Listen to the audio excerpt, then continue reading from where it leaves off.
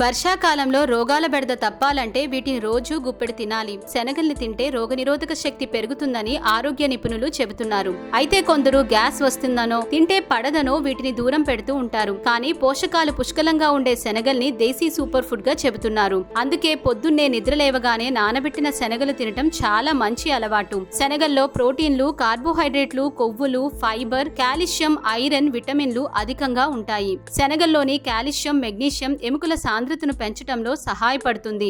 Arthritis వంటి వ్యాధులు కూడా నివారించడానికి ఉపయోగపడతాయి. ఈ సీజన్లో జలుబు, జ్వరం, ఇన్ఫెక్షన్ సంబంధిత సమస్యలు రావటం సహజమే.